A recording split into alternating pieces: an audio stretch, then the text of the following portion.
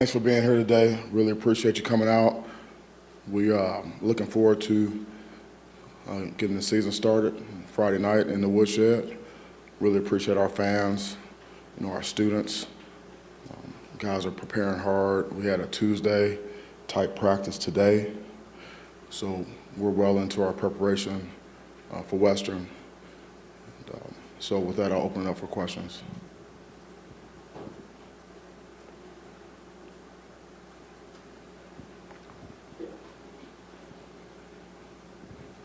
And I was wondering where you're at with the kicker situation, with adding Ben, and kind of what you think of those guys in that room overall heading into the opener.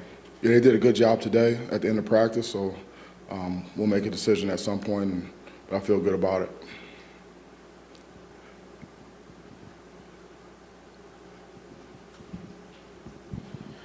I know you guys had you said you were going to do kind of a little walkthrough on Friday. Did you end up doing that kind of like a mock game sort of environment? And what do the guys get from that when they haven't been out there maybe for a year to try and replicate everything in their mind again?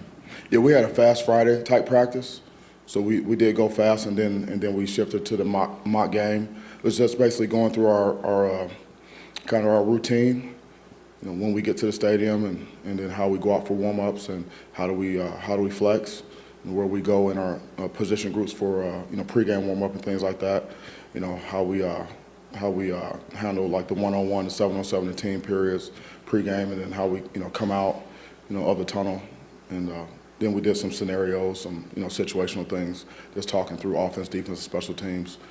How we come out for halftime and things like that. I know, I know we've joked about it with Peyton a little bit, but is there anything to that about him sort of being able to help you guys a little bit, just with a first-year coordinator, obviously his dad, is that something where him and Scotty sit down in the summer and have lunch or something, or is he helping you guys out in defensive meetings, or defensive meetings or anything like that this week at all? No. Mel, I'm just obviously this is now the third year. I feel like every year there's a little different kind of feeling. The first year was obviously a little bit different. And going into the second year, no one really knew much, but now the expectations feel like they've been ramped up so much after the way last year went. Do you sense a different feel from these guys? Like there's, what I mean? There's not an unknown. Now they know, hey, we've gotten to this point, and now we expect to be at a certain point. Do you sense that from them going into From our players? Yeah. Well, I mean, it's the expectations from the outside have really ramped up, so to speak. And, like we're ranked going into the season, and there's an expectation for us, to be a good football team and things like that, and to be able to win games where, a year ago we weren't ranked. We were picked to be one of the worst, 5 teams in the country and things like that. So it's really the external expectations, I think, have shifted. But you don't see that really affect the guys that much based on what those external expectations are? Well, it's really, we have standards, and we have, expectations for ourselves, and they're high, and that hasn't changed. Now that you're heading into game week, where do you see the biggest growth from Peyton? Really leadership. Really not just leading by example, but being more vocal with his teammates, not just on the offense, but, the defense as well. He's really grown in that regard, and I'm really proud of him. Wondering the importance of winning at home. I mean, yesterday, I think you guys put on your Twitter page something along the lines of how you guys didn't lose a game last year in the woodshed. And so how much emphasis you're putting on that this week as you head into this game against Western? Yeah, winning at home is important. We appreciate our fans. Our home, the woodshed should be an advantage for us, and it is. And it's important that we play well at home. And so we were undefeated at home a year ago. That was a goal of ours, to protect our home. And that's always going to be the goal for us, is to play well at home and to win at home every game that we play at home. Mel, who's returning kickoffs and punts for you, and do you have any reservations at all about using Jaden there with all the things he has to do on offense? Yep, we'll just have to see. We got quite a few guys that can do it. but we don't have any reservations about putting guys back there. We're going to put the best players back there to get the most production and to give us the best chance to have a chance to get the job done.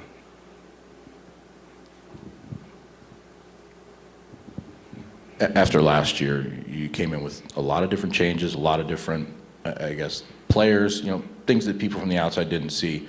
What did you learn from that? Do you have to go into a game, one in particular, kind of keeping things quiet and keeping things close to the vest for changes you make, for whatever other reason there might be injuries or growth? I mean, do you consciously think about that this week? I'm not letting too much out. Well, I mean, we don't want to help our opponents, and I try to answer the question as best that I can, but I'm always going to do what's best for the green and white.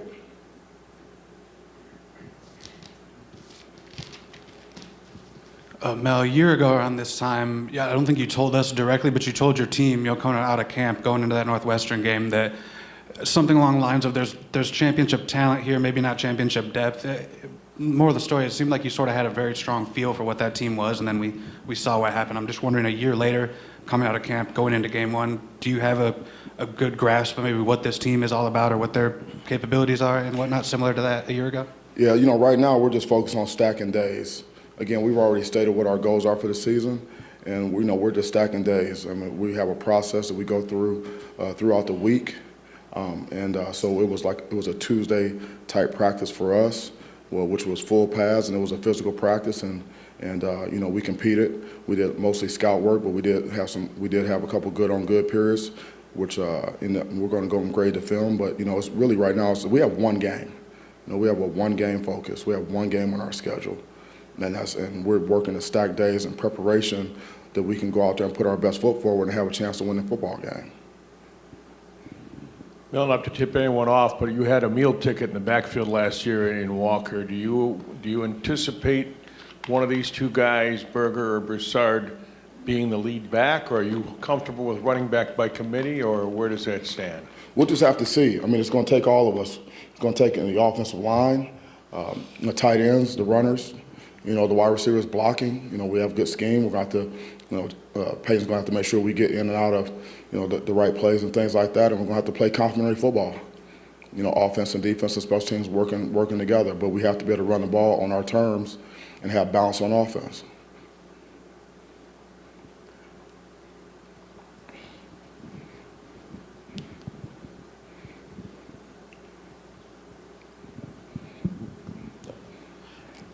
Kind of back to what I was asking a little bit about, when it comes to a week one game plan, when there is, and not just from you, but obviously Western has a new coordinator and there are things that aren't there. How do you as a coach approach that? When you kind of alluded to it a little bit last week that it's a rules game, but when you get into game week, what does that rules game mean?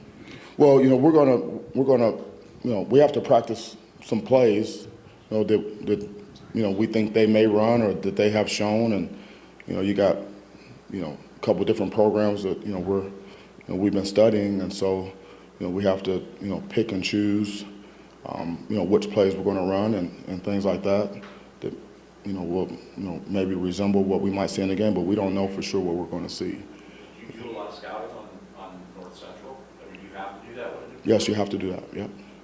Yep. You have to do that, and then Western and you have to go back years, things like that to try to get the best picture, and then you have to decide. So here are the plays we're going to present to the players, to run in practice with our scout teams and things like that.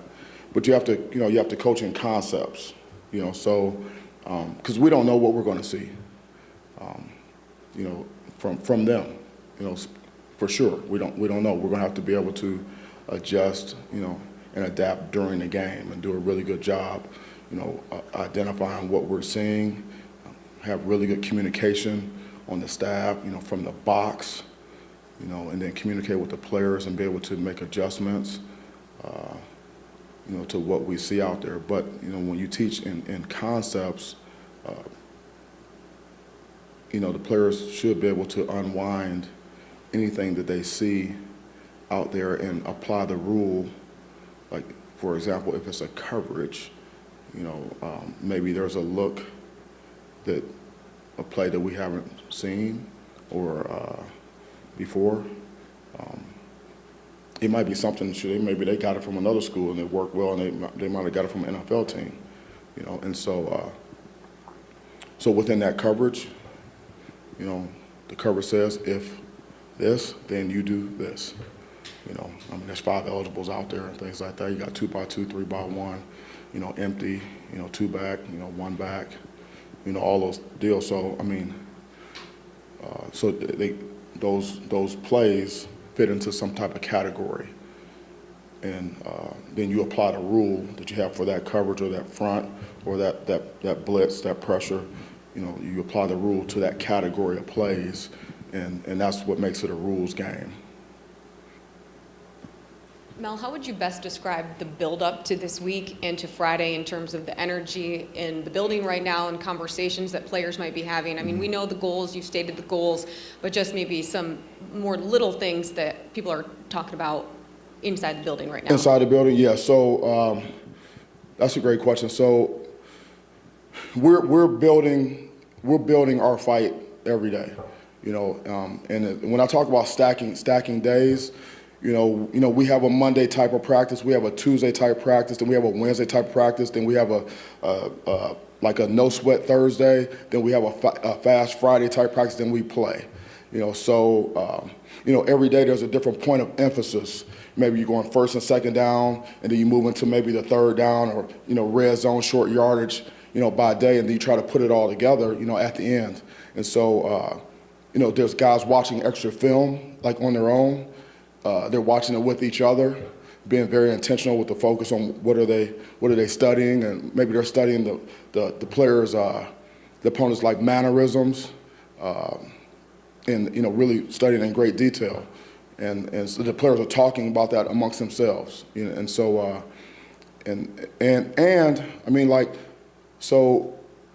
holding each other accountable is a big deal, like during the week in preparation, like. Making sure everyone's doing what they're supposed to do in preparation for the game.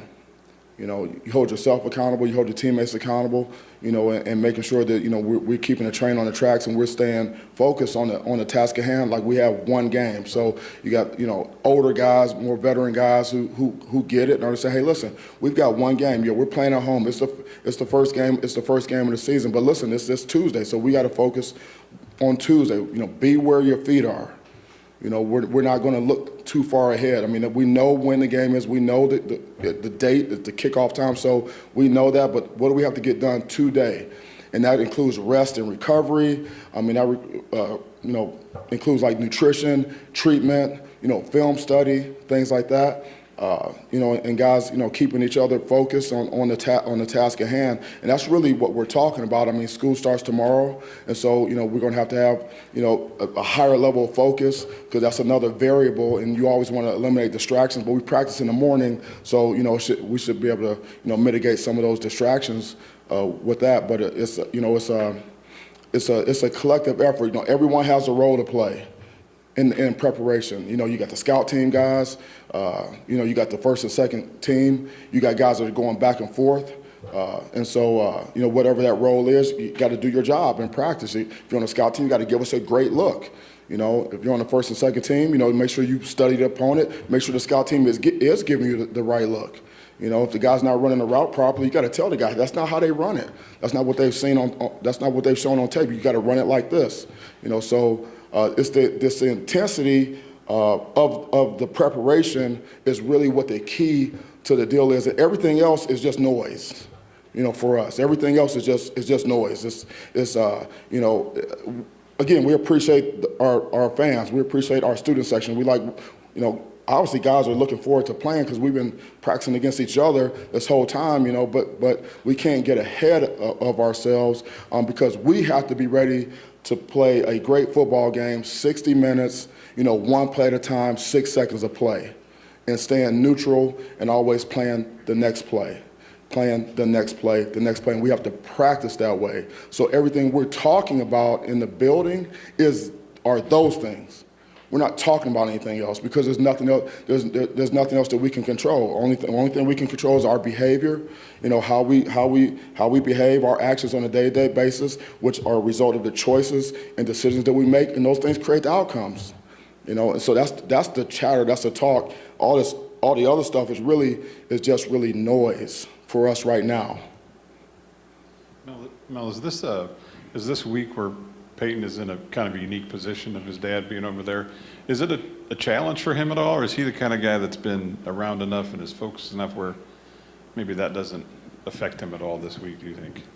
I talked to him about it yesterday. We had a long talk about it and other things. And so, you know, I don't think he's been in this situation before. So, you know, he says that it's not a distraction for him, you know. And so, but I mean, it's a human performance business, you know, so that's his dad, right? So, you know, so we have to, you know, address it, you know, and talk about it, and then, you know, how are we going to handle it?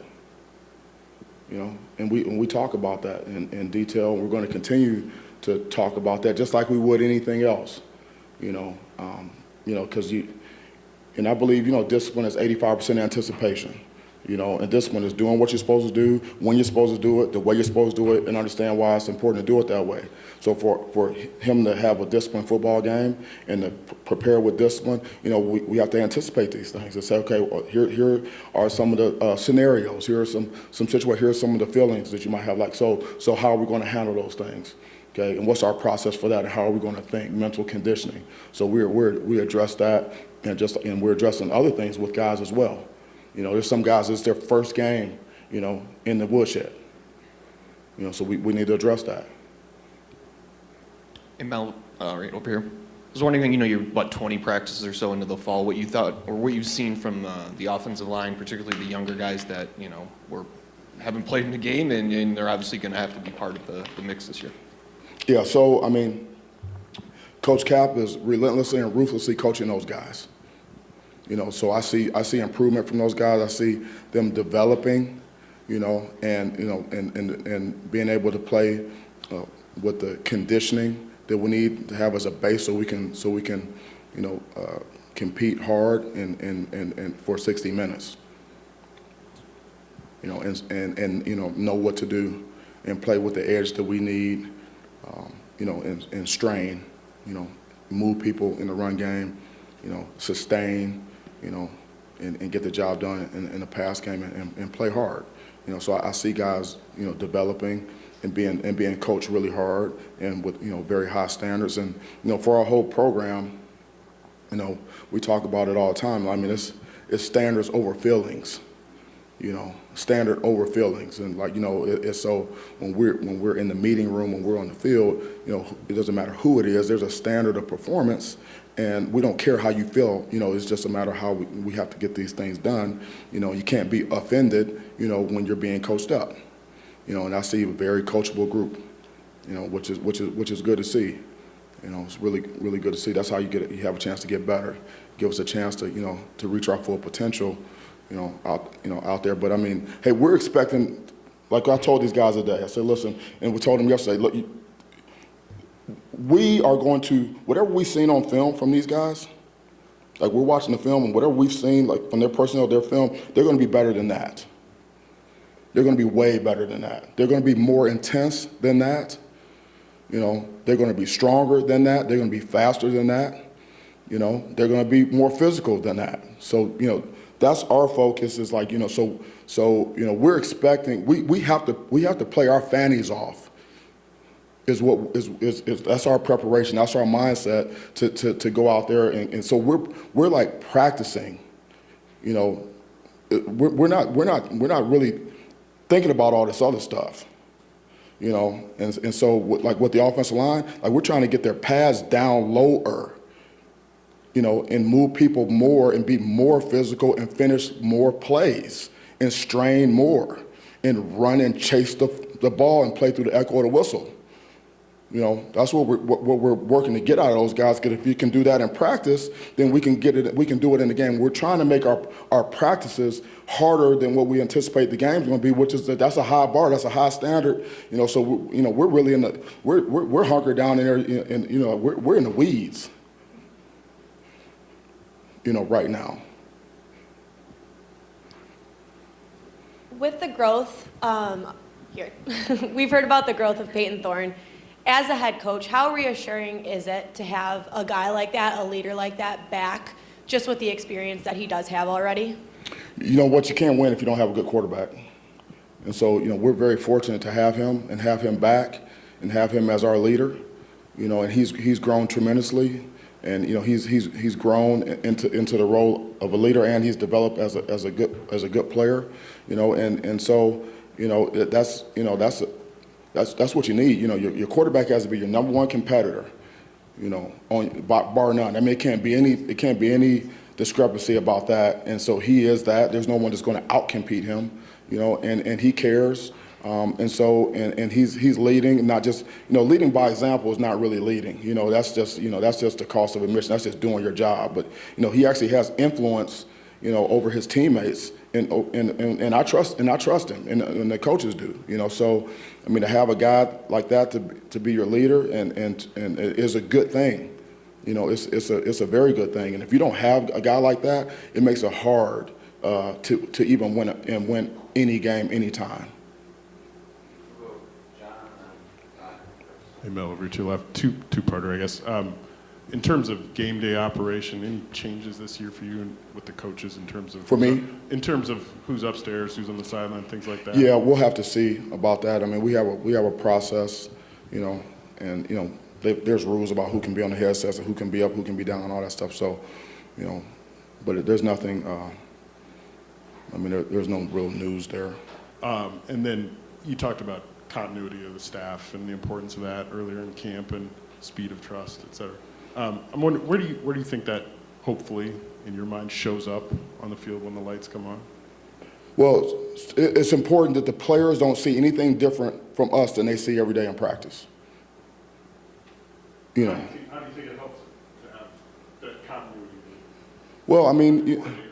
Well, just from an operation standpoint, guys know what their role is on game day, and what the expectations are, in terms of the communication and our demeanor and our behavior, pre-game, halftime, during the game, on the sideline, how we coach our players, how we make adjustments, when are you allowed to talk and when are you not, you can't have chaos on the headsets. You can't have, a guy that thinks he's Brent Musburger and he's going to commentate the game, while the game's being played, and the coordinator can't make the call and can't get the down and distance, can't get the hash, can't get the personnel because this guy, he's out of his mind, watching the game. We've all had some. We've all had our Brent Musburger moments, stuff happens and guys like, oh my God, look, he's wide open. We don't need that right now. Give us the down and distance, give us the hash, give us the personnel so we can make the call. Next play, Were you guilty of that too at times? Never. Calm, cool, and collected, just like I am in the press conferences. Well, Mel, man, I feel like it's hard to follow this up, but I wanted to ask, a little bit about your relationship, with Scotty Hazelton. I know, he came in here 2.5 years ago, real kind of odd circumstances in terms of he was the last member of your staff that you hired at the time, and I know you guys had never worked together before. So what has it been like these last 2.5 years getting to know him and work with him? Yep, it's always good to hear that southern drawl a little bit. Well, thank you. Tom Izzo had to comment on it too, so I just feel like all the coaches need to denote it at some point. No doubt. Scotty's a great football coach, and he's a great man, and he's a good staff guy. He's a good colleague. He's a good teammate. And he cares, about the players and about his staff. The guys around him, the support staff. He treats everyone like $1 million. And regardless of what your title is and things like that, and he's a hard worker. He's a bootstrapping guy. He believes in roll your sleeves up, hard work. He's attention to detail. No stone unturned type guy. He brings a tremendous amount of energy, like every single day. And he lives and dies with the players. And that's and he's smart.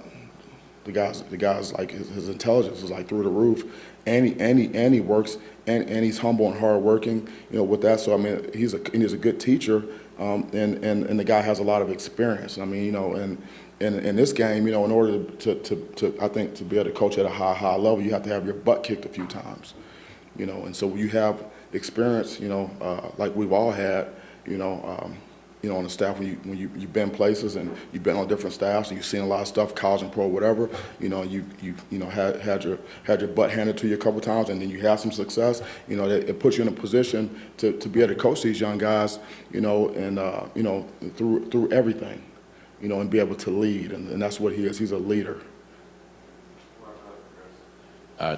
Wanted to kind of pick, what you've seen about Western on tape, particularly two guys, the quarterback Salopek. There's a couple games he got in, obviously at the Pitt game a little bit, and then also Ladarius Jefferson, who's been in this building and played here, and what that means for maybe a mid-level team coming in to try and pull an upset. I don't want to put words in their mouth. I don't know what they're thinking. Just my experience. But my experience tells me in games like this game has been circled on their schedule for quite some time. And whatever we've seen from them on tape, they're going to be better than that. And they're absolutely, their belief factor is like through the roof right now. Their coaching staff has those guys, ready, prepared, and believing that they can come in here and beat us. So that's what we're preparing for, and we've got coaches and we've got players and we have work to do, but that's what we're anticipating. That's just what it's going to be, so we know that, and that's why we have to stay focused on what we got to get done today. We can't be thinking about Friday night right now on a Tuesday and say, but it's a Monday, but this is a Tuesday for us, right? But we know, and that's why we have to continue to build our fight, so that we can start fast and so that we can play relentless, Michigan State football for 60 minutes, in the game, play in and play out, 6 seconds of play. Thank you so much. Thanks for coming out. We'll see you next time.